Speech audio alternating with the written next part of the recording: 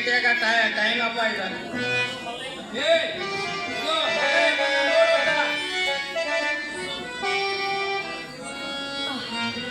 ಪರಶಿವನಾದ ಪರಮಮೂರ್ತಿಯಾದ ನನ್ನ ಪತಿದೇವರನ್ನೇ ಕಂಡೆನು.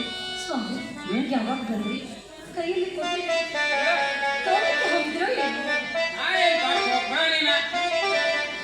ಇದು ನಿನ್ ಕಡಿಯಕ್ ತನ್ನ ಪಾಂಡ್ಯ ಮಲ್ಲಯ್ಯನ ಮಹತ್ವವನ್ನು ಕಂಡು ಪಾಪ ಕೃತ್ಯದಿಂದ ದೂರದ ಕೊಡ್ಲಿದ ಮತ್ತದರಲ್ಲಿ ನಿನ್ನ ಎಗೆಣ್ಯಾರ ಅವ್ರು ನಿನ್ ಮ್ಯಾಲೆ ಹೊರಿಸಿದ ಅಪಾದಕ್ಕ ಏನೇನೋ ಹೊರಿಸಿದ್ದಕ್ಕ ನನ್ನ ಕೈ ಬಂದು ಕೊಡ್ಲಿದ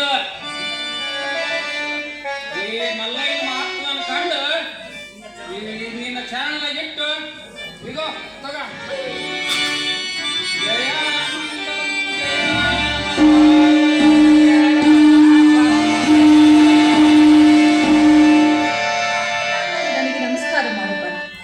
ಶಿವಸ್ವರೂಪಿಯಾದ ಪತಿದೇವರು ನೀವು ಹೀಗೆಲ್ಲ ಮಾಡಿ ನನ್ನನ್ನು ಪಾಪ ಕೋಪದಲ್ಲಿ ನೋಡಬೇಕು. ನೀನಂತವಳೆ ನೀನು ನನ್ನ ಹೆಂಡತಿ ನೀನಿರುವಾಗ ನಾನು ಇದು ಮಾಡಲ್ಲ ನೋಡಿ. ನೀವು ಸ್ವರೂಪಿಯಾದ ಮಂಗಳಮೂರ್ತಿಯಾದ ಪತಿದೇವರು ನೀವು ಯಾವುದೋ ಪಾಪ ಜನ್ಮದ ವಿಶೇಷದಿಂದ ನಿಮ್ಮ ಪಾದ ಸೇವೆಯಿಂದ ನಾನು ದೂರವಾಗಿದ್ದೇನೆ. ನಾನು ನಿಮ್ಮೊಂದಿಗಿದ್ದರೆ ನನಗೆ ಈ ಪಾಪವೇ ಬರುತ್ತಿರಲಿಲ್ಲ. ನಾನು ಪತಿಯನ್ನು ಅಗಲಿದ ಪಾಪಿ ಎಂದು ಆ ಜಂಗಮ ಮೂರ್ತಿಯು ನನ್ನ ಗುಡಿಸಲನ್ನು ಬಿಟ್ಟು ಕಣ್ಮರೆಯಾದನು. ಮೂರ್ತಿಯು ಮನೆಯಲ್ಲೇ ಇರುತ್ತಿದ್ದರು.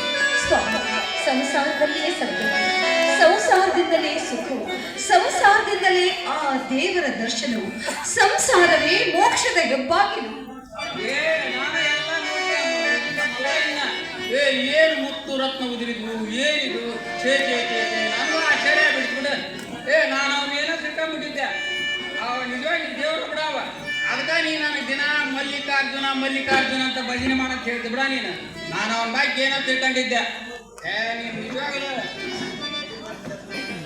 ಅಲ್ಲ ಹೋಗಿ ಇನ್ನೊಂದ್ಸಲ ಮಲ್ಲಿಕಾರ್ಜುನ ದರ್ಶನ ಮಾಡಿಸೋಣ ನನಗೆ.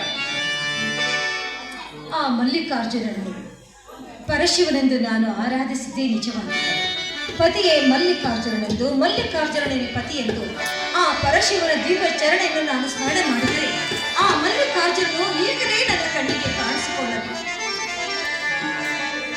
ತೋರೋ ದಿವ್ಯ ರೂಪ ಮಲ್ಲಯ್ಯ